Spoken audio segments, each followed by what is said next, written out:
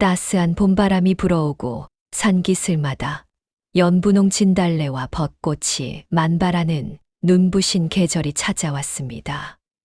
하지만 가난한 백성들에게 봄은 저승사자보다 더 무서운 계절이었지요. 묵은 곡식은 이미 바닥을 드러냈고 가을에 심은 보리는 아직 여물지 않아 입에 풀칠조차 하기 힘든 지독한 춘궁기, 바로 보릿고개가 시작된 것입니다. 마을 곳곳에선 굶주림에 지친 곡소리가 꽃향기를 타고 서글프게 흘러다녔습니다.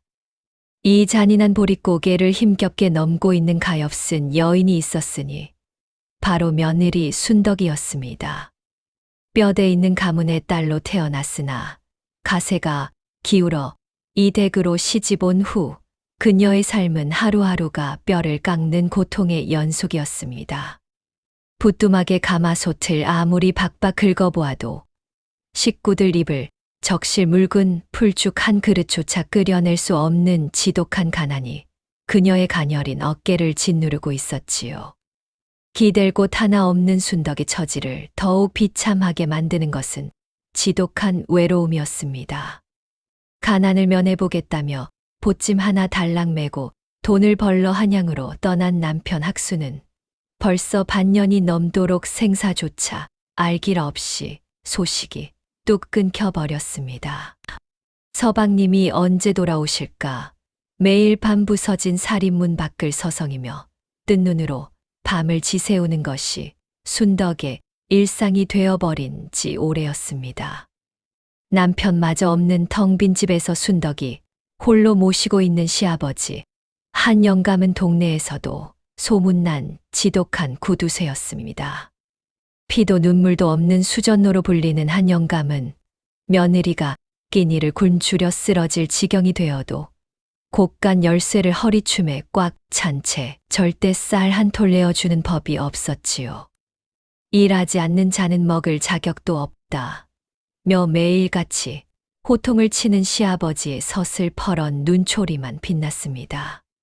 시퍼런 호통 속에 주눅이 든 순덕은 줄임배를 움켜쥐고 산과 들을 헤매며 쓴 쑥과 나무 껍질을 벗겨와 간신히 연명해야만 했습니다. 굶주림에 지쳐 눈앞이 노랗게 변하고 다리가 후들거렸지만 며느리의 도리를 다하기 위해 묵묵히 시아버지의 밥상을 먼저 차려 올렸습니다. 하지만 돌아오는 것은 밥상이 부실하다는 매몰찬 구박뿐, 시아버지의 입에서 따뜻한 위로의 말 한마디는 결코 나오지 않았습니다. 고단한 하루를 마치고 마루 끝에 걸터앉은 순덕의 시선이 마당에 흐드러지게 핀 벚나무에 머물렀습니다. 바람에 흩날리는 연분홍 벚꽃잎이 순덕의 치맛자락 위로 사뿐히 내려앉았지요. 꽃향기보다 줄임배의 쓰라린 고통이 온몸을 더 맵게 파고드는 순간 순덕의 크고 맑은 눈망울에서 왈칵 뜨거운 눈물이 쏟아졌습니다. 참으로 얄궂게도 세상에서 가장 아름답고도 잔혹한 봄날의 풍경이었습니다. 지독한 구두쇠로만 보이던 시아버지 한 영감의 굳게 닫힌 방문 너머로 최근 들어 마른 기침 소리가 부쩍 잦아졌습니다. 콜록 콜록. 쇳소리가 섞인 고통스러운 기침이었지만 며느리 순덕이 약이라도 한 첩 지어 드시자고 권할 때마다 영감은 돈 아깝게 무슨 놈의 약이냐 며 불같이 화를 낼 뿐이었지요. 핏기 없는 그 서늘한 기침 소리는 잔인한 보릿고개의 봄바람을 타고 마당을 맴돌며 집안의 공기를 더욱 무겁고 차갑게 짓누르고 있었습니다. 그러던 어느 날 순덕의 가슴을 무참히 무너뜨리는 청천벽력 같은 비보가 날아들었습니다. 산 너머 고향 마을에 장을 보러 다녀온 이웃집 칠성네가 헐레벌떡 살인문을 밀고 들어온 것입니다. 순덕 아짐, 큰일 났네, 큰일 났어. 친정 부모님이 보릿고개를 못 넘기고 사경을 헤매신다네. 그 끔찍한 첫마디를 듣는 순간 나무를 다듬던 순덕의 손에서 채반이 툭 떨어지며 그녀의 눈앞이 새하얗게 전멸하고 말았습니다. 하늘이 무너져 내리는 듯한 충격이었지요. 굶주림에 지치신 데다 봄철 몹쓸 열병까지 겹쳐서 피를 토하며 오늘 내일 하신다는 구먼. 땔감도 쌀도 없이 냉방에 누워 계신다네. 시댁의 빚을 갚느라 혼수마저 싹 다 내어주고 맨몸으로 시집온 딸이었습니다. 그런 불효 여식을 위해 굶주리면서도 애써 웃어주시던 늙은 부모님의 주름진 얼굴이 떠올라 순덕은 억장이 무너졌습니다. 당장이라도 치맛자락을 움켜쥐고 고향으로 달려가고 싶었지만 시댁 곳간의 쌀 한 톨도 마음대로 할 수 없는 처지였습니다. 순덕은 체면이고 자존심이고 모두 내동댕이 친 채 한 영감의 방문 앞으로 달려가 털썩 무릎을 꿇었습니다. 거칠고 차가운 대돌 위에 엎드린 그녀의 두 눈에서는 속절없는 피눈물이 쏟아져 내렸지요. 아버님, 제발 저희 부모님 좀 살려주십시오. 굶주림의 병까지 얻어 죽어가고 계신답니다. 순덕은 두 손이 발이 되도록 싹싹 빌며 통곡했습니다. 그의 끓는 울부짖음은 마치 어미 잃은 짐승의 절규처럼 찢어질 듯 처절하게 산골짜기에 메아리 쳤습니다. 쌀 한 줌만, 아니 찌꺼기 보리쌀 한 움큼만 구워주시면 은혜는 잊지 않겠습니다. 제 뼈가 부서지고 손발이 다 닳아 없어지도록 평생 이 집의 소가 되어 일에 갚겠습니다.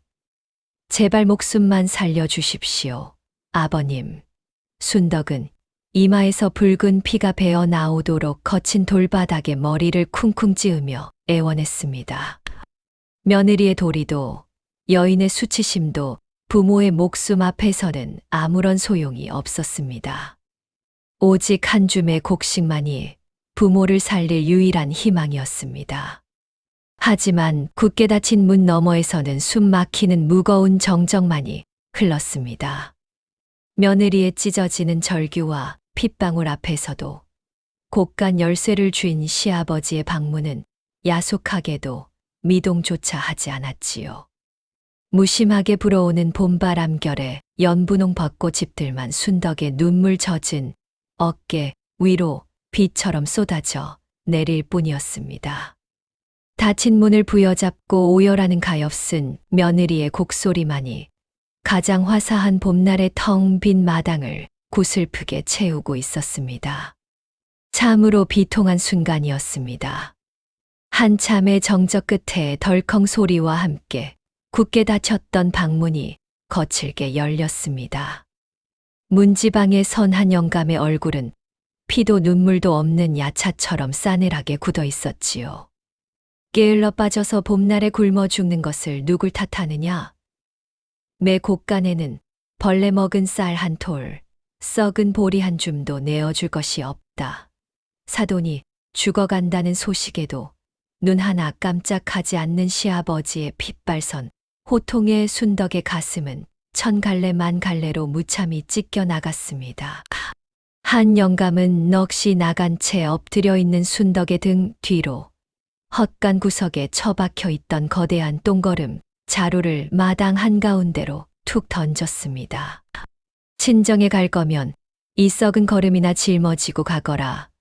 굶어 죽기 싫으면 당장 밭에 이 똥거름이라도 뿌려 악착같이 농사나 지으라 전에. 바리떼가 새까맣게 들끓고 구역질 나는 지독한 악취가 진동하는 거름 자루였습니다. 사경을 헤매는 사돈에게 똥거름을 짊어지어 보내다니 천인공노할 노릇이었습니다. 이 기막힌 소란에 마시를 나섰던 동네 사람들도 살인문 밖으로 몰려와 혀를 내두르며 욕을 퍼부었습니다. 아무리 돈독이 올랐어도 그렇지 저런 천하의 몹쓸 노인네가 하늘 무서운 줄 모르고 사람들의 손가락질과 수군거림 속에서 순덕은 치욕스러움에 파들파들 떨리는 입술을 꽉 깨물었습니다. 하지만 부모님 얼굴이라도 마지막으로 뵙겠다는 일념 하나로 가엾은 순덕은 그 더럽고 무거운 걸음 자루를 지게에 올리고 끈을 동여맸습니다.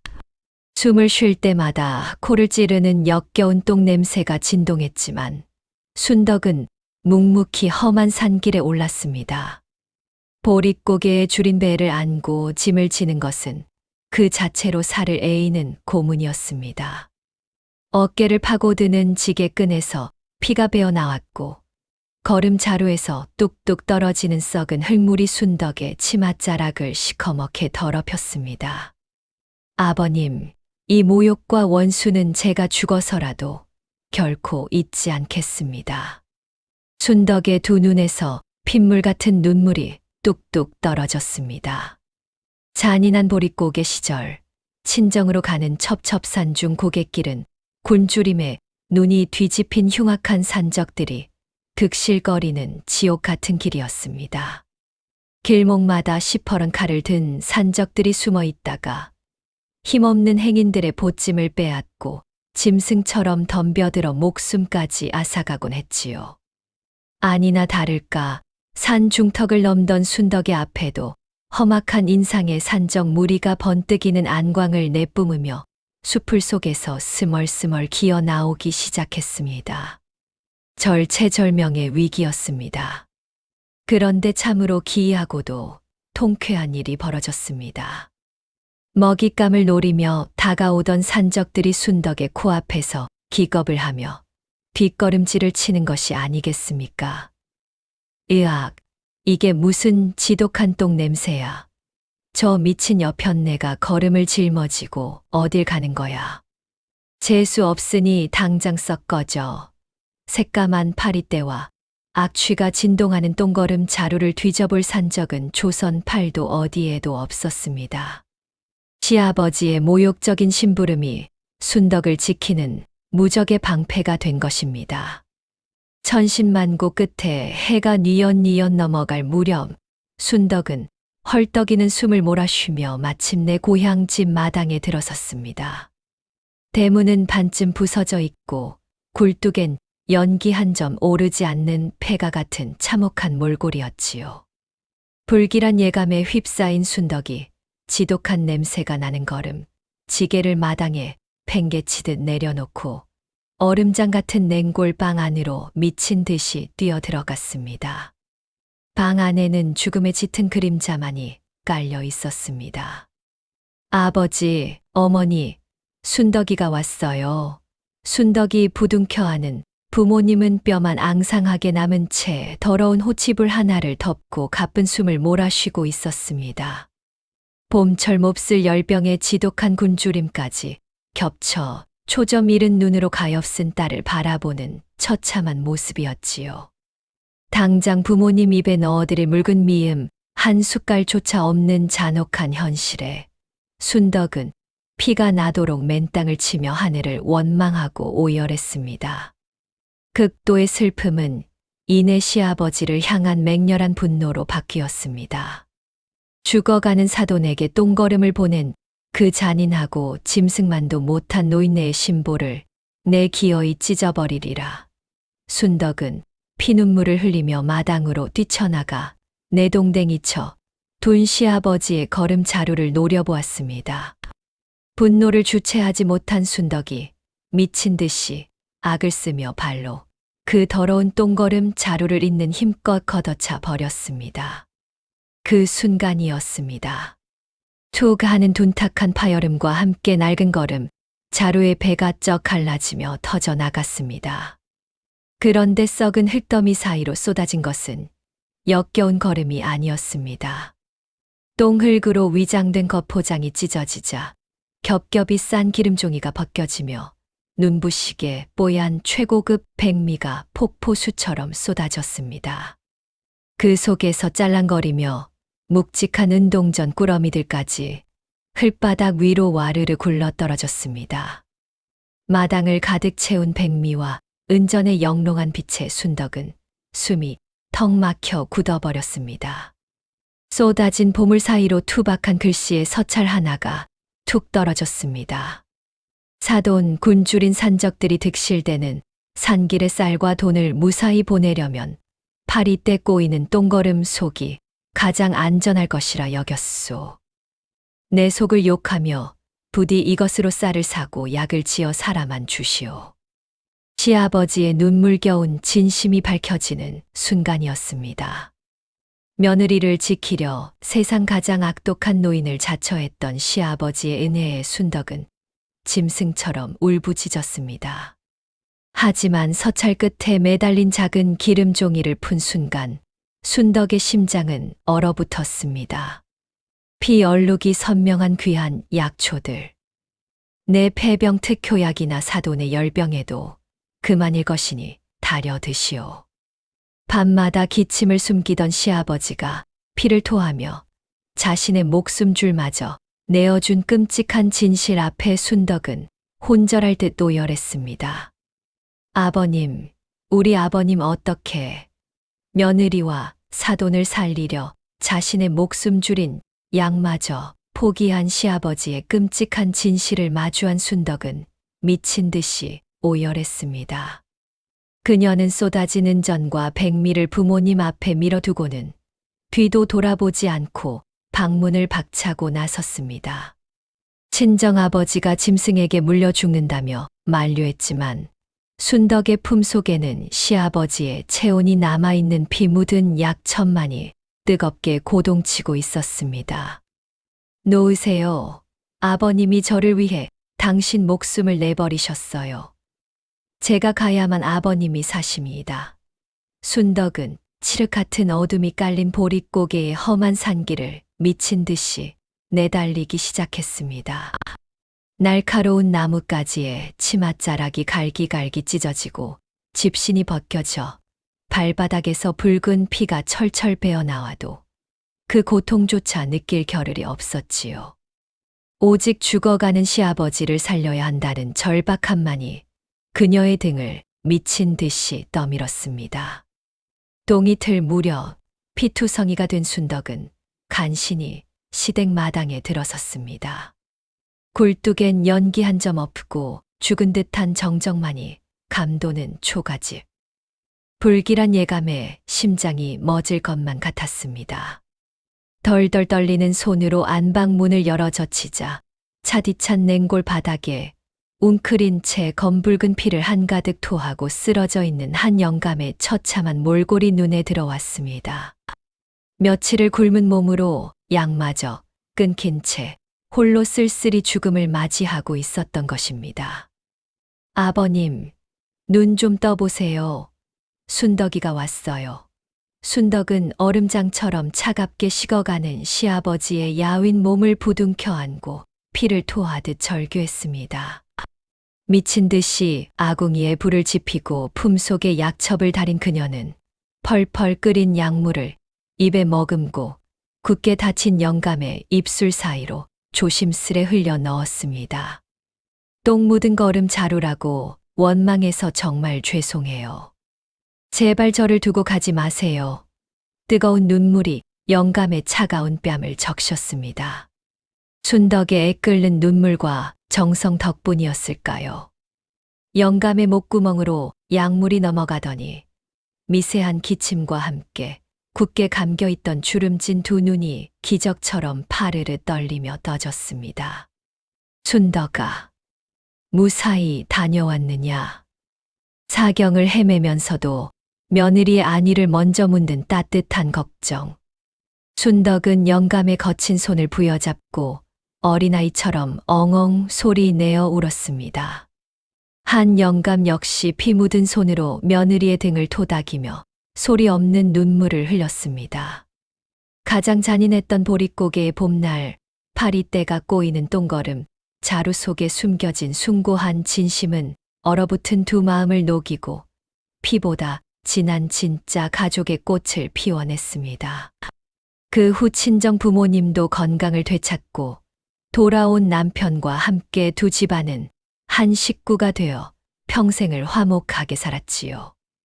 겉모습만 보고 사람을 미워하지 말라는 깊은 깨달음을 남긴 야단 부인의 가슴 따뜻한 전설이었습니다.